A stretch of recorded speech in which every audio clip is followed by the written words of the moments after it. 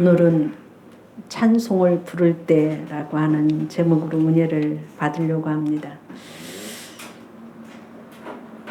아내의 빈자리라고 하는 책을 쓴 사람의 글을 보니까 직장 생활을 하는 젊은이가 젊은 나이에 아내와 사별하고 어린 아들을 하나 데리고 직장 생활을 했습니다.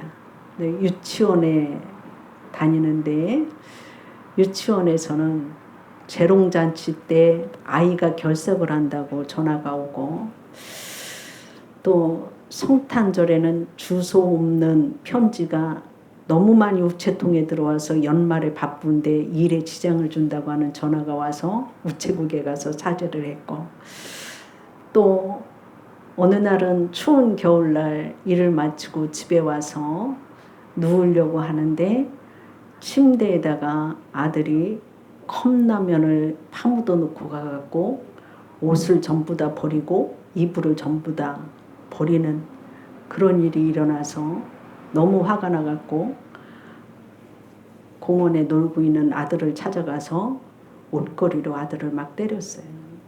그리고 나서 이제 아들이 막 맞고 나서 울면서 왜 컵라면을 밖에다가 놔두지 물을 부어서 이불 속에다가 넣어놨느냐고 야단을 막 치니까 아들이 울면서, 아빠 추운데 일하고 오면 배고프잖아. 나는 먹었는데 아빠는 안 먹어갖고 컵라면을 밖에다 놔두면 식어서 따뜻하게 아빠 오면 먹으라고 넣어놨는데 내가 노느라고 그걸 몰랐어. 이제 그런 소리를 듣고 이 아빠는 울었어요. 아들이 우는 데에는, 재롱잔치 때에는 엄마가 없으니까 아빠는 돈 벌러 가야 되고 올 사람이 없어서 나 거기 가면 창피해서 싫고, 성탄절 때는 엄마가 하늘나라에 가서 있는데 너무 보고 싶어 갖고 내가 편지를 써서 넣을 데가 없어서 우체통에다 넣었어. 그 소리를 듣고 아빠하고 아들은 서로 사랑하면서도 잘 통하지 않아서 매를 들었던 그 아빠의 마음을 읽고, 참 사람이 사랑한다고 하는데 사랑이라고 하는 것이 참 불완전할 때가 참 많이 있다, 그런 생각을 하게 됐어요. 근데 오늘 말씀을 보면 이제 예수님이 우리를 위해서 십자가에서 죽으시고 우리의 죄를 사해 주신 그 큰 사랑을 우리가 입고 그 주 예수님을 믿기만 하면 구원을 받는다고 하는 이 사실을 너무나 잘 알고 있고, 또 사도 바울이 예수님을 뒤를 쫓아가는 믿음의 생활을 하는 것에 대해서 핍박을 받고 옥에 갇힌 말씀이 오늘 이 말씀이에요. 근데 옥중에서 찬송을 부르고 기도할 때 옥문이 열리고 또 하나님의 기적을 보았던 것을 볼 수 있는데, 이 사건이 어떤 사건이냐면 사도 바울이 아시아에서 복음을 전하는데 아시아 사람들이 복음을 받지 아니했고, 환상 중에 기도 후에 환상 중에 보니까 마게도냐 사람이 손을 들어서 와서 우리를 도와달라고 하는 환상을 봅니다. 그 환상을 보고서 마게도냐 쪽인 유럽 쪽으로 가는 거예요. 이 유럽 쪽에 가서 이제 기도할 곳이 없나 찾아보다가 강가에를 갔는데, 그 강가에는 자주장사인 루디아가 거기에서 이 사도 바울을 만나게 되고, 사도 바울이 예수 그리스도를 전할 때 자주장사 루디아가 내가 예수님을 믿으니까 우리 집에 와서 거하십시오. 그래서 유럽의 최초의 교회인 빌립보 교회가 세워져요. 그래서 사도 바울이 루디아의 집에 거하면서 거기서 예배를 드리는데, 이제 하루는 그 기도하러 가다가 길을 가다가 보니까 어떤 여인을 만났는데 그 여인은 점을 치는 여인이었습니다. 그 점을 치는 여인이었는데 그 여인을 데리고 점 치는 장사를 하는 사람이 있었어요. 그런데 그 점치는 그 여인이 귀신이 들려서 점을 치는데 사도 바울이 복음을 전하러 나가기만 하면 쫓아다니면서 보라, 이 사람은 하나님의 종이고 하나님의 구원을 전하는 자라고 옆에 다니면서 그 소리를 지릅니다. 그럴 때에 사도 바울이 너무나 괴로운 이유가 뭐였느냐면 용한 점쟁이잖아요. 귀신이 들어가서 점쟁이는 점을 치는데 그가 그렇게 소리를 지르는 것은 점 치는 그 여인이 자기의 점에 용한 괴를 사람들이 더 많이 보고서 올 수 있는 것이고, 또 사도 바울이 전하는 주의 복음을 전하는 것은 알지만 어쨌든 간에 그 점치는 귀신 들린 그 여인의 그 점괘가 용하는 그런 것으로 인하여서 사도 바울인 사람을 주목하게 되는 것을 보고 사도 바울은 그 귀신을 내쫓아요. 그랬을 때에 그 귀신 들린 여자를 데리고 돈을 많이 벌던 그 사람이 고소를 해버려요. 귀신을 내쫓아서 점을 못 치니까. 고소하니까 많은 사람들이 이 사람은 유대인이고 멀리서부터 왔는데 옷을 벗기고 때리자. 그래서 사도 바울은 옷을 벗겨서 때리고 맞고 옥에 갇히게 돼요.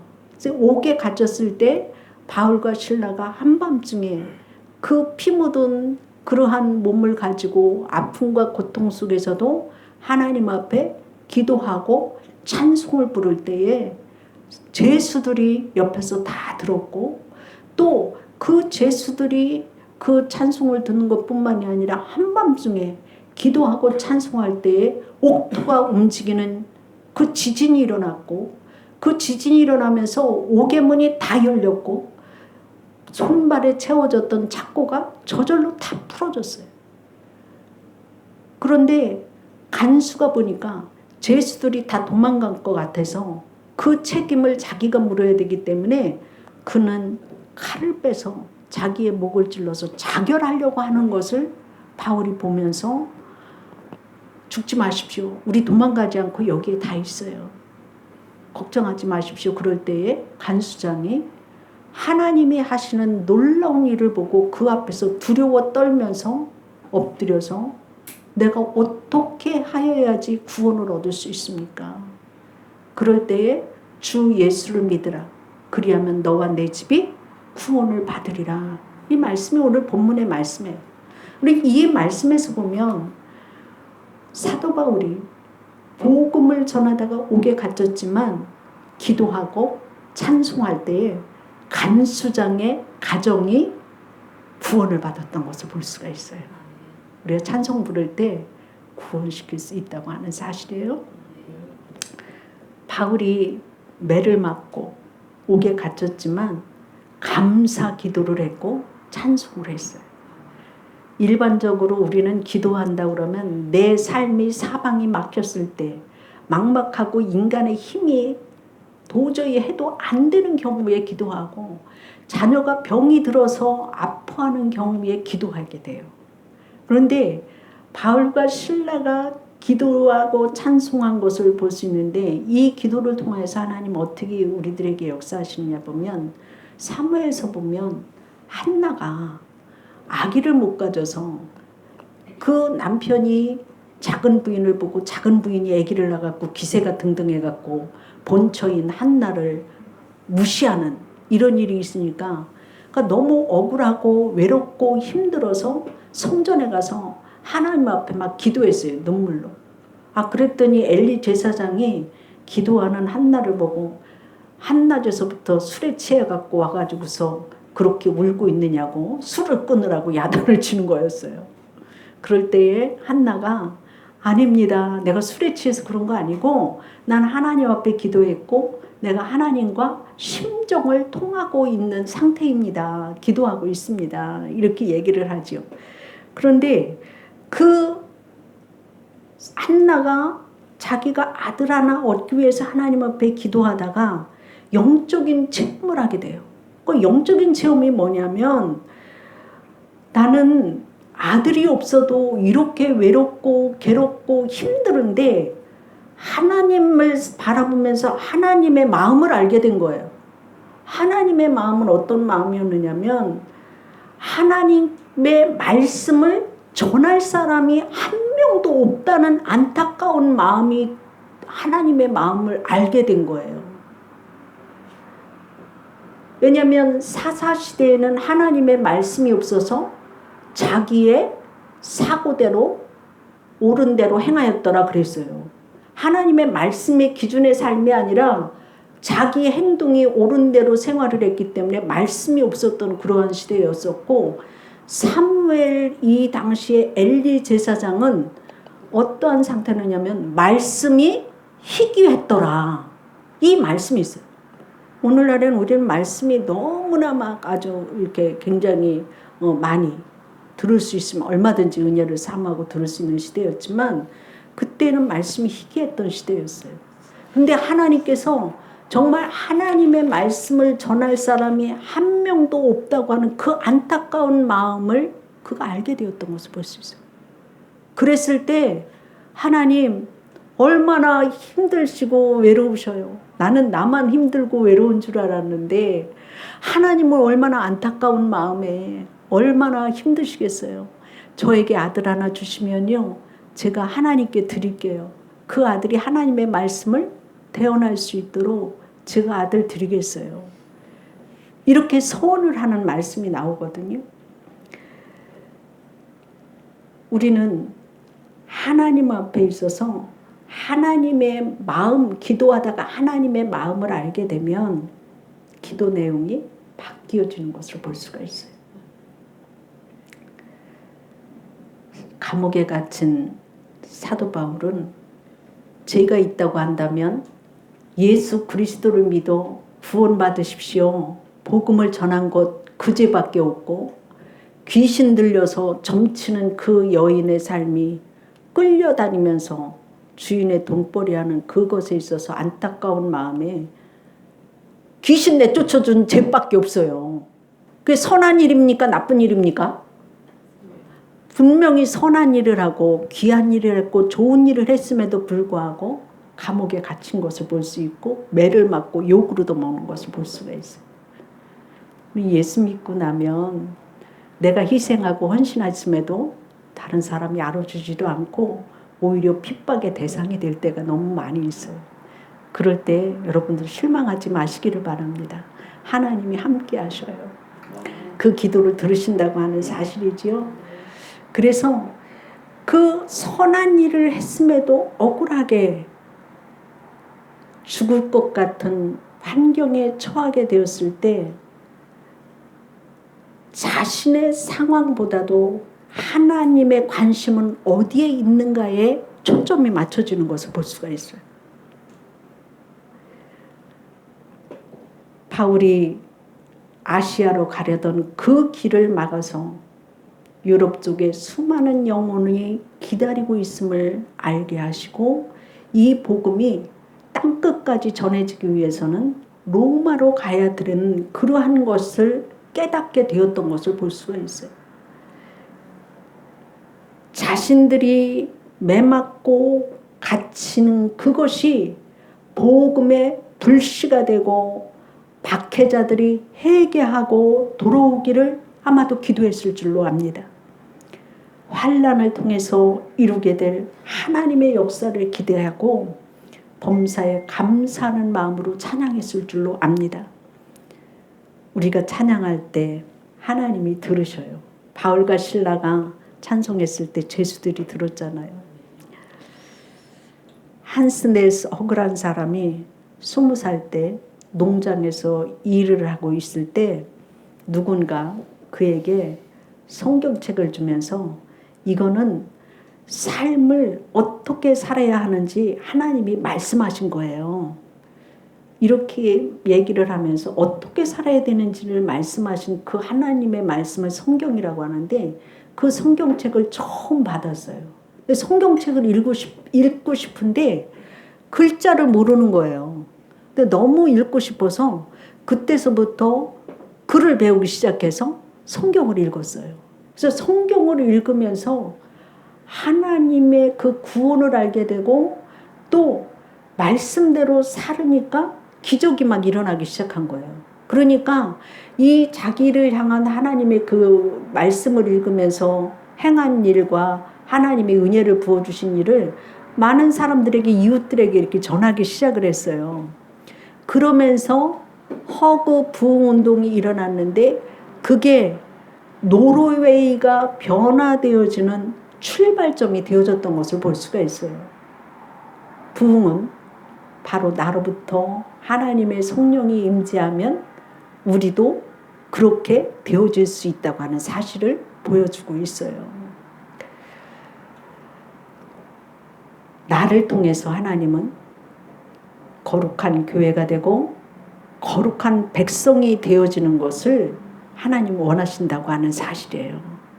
바울과 실라가 옥중에서 찬송하고 기도했을 때 하나님의 기적의 역사가 일어났듯이 바로 여러분을 통하여서 여러분이 복음을 전하는 통로로 쓰임받기를 원하시는 것을 볼 수가 있어요. 그래서 여러분, 바울과 실라가 옥중에 있었지만 그가 복음을 증거하는 세계의 복음화에 밑거름이 되었듯이 여러분들의 삶이 기도하고 찬양할 때 하나님이 이러한 역사를 이루실 줄로 믿습니다. 영혼 구원이 그냥 일어나는 것 아니고 하나님의 성령의 역사가 일어날 때 내가 그 자리에 있을 때 나를 통해서 역사가 일어나는 줄로 믿습니다. 찬양과 기도가 충만하여서 하나님 역사에 여러분들이 쓰임받는 삶이 되기를 주의 이름으로 축원합니다. 두 번째로 찬양할 때 옥토가 움직이고 문이 열리고 창고가 풀어지는 역사가 일어났던 것을 볼 수가 있잖아요.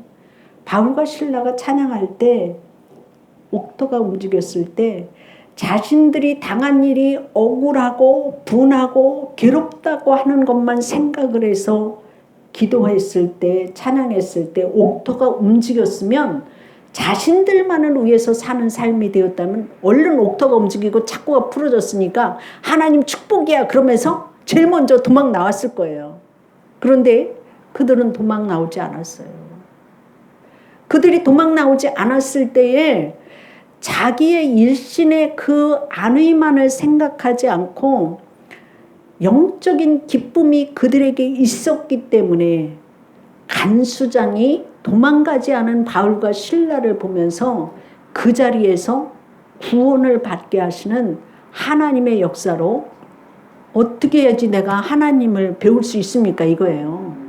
영혼에 대한 목마름을 그가 알고 하나님을 믿는 역사가 일어났다고 하는 사실이죠. 그래서 간수장이 죽으려고 하는 그 자리에서 간수장에게 죽지 말라고 해서 살리잖아요. 생명을 살리잖아요. 영혼을 살리잖아요. 우리의 본분은 바로 그러한 사명을 감당해야 될 줄로 믿습니다. 그렇기 때문에 우리는 하나님의 도움과 하나님의 은혜를 구하는 이것이 하나님의 계획 속에 내가 있음을 알고 하나님의 도구의 역할을 하시기를 주의 이름으로 축원합니다. 오늘날의 우리들의 신앙의 생활이 내가 하나님의 도구가 되어져야지 영혼이 구원받고 세상이 변화받는데 내 신앙생활이 하나님을 도구하는 우상 숭배의 믿음을 갖고 있다고 하는 사실이에요. 그래서 하나님 나 부자 되게 해주세요. 나 건강하게 해주세요. 나 건강하게 되고 부자 되어지면 하나님의 복음의 통로로 하나님의 나라를 위해서 쓰임을 받기 위해서 그렇게 간구하는 것보다 나의 일신상의 부분만을 위해서 사는 우리들의 모습이 있다고 하는 사실이에요. 하나님의 그 거룩하심과 하나님의 통로의 도구의 역할을 하기 위해서 무릎 꿇는 시간이 별로 없다는 거예요. 우리가 생각해 보면 사도 바울이 왜 그 간수장의 그 가족을 구원시킬 수 있었습니까? 무언가는 세상의 사람들과 다르다고 하는 것을 그들이 보고 느꼈기 때문이라고 하는 사실이지요. 간수장이 구원받은 그 이유는 사도 바울이 기도하고 찬송했을 때 자기의 안위를 위하여서 살아서 도망 나왔다면 그 자리에 어려운 자리에서 얼른 도망 나온 걸로 끝나고 간수장은 구원받지 못하고 죽었을 거예요. 자결해서.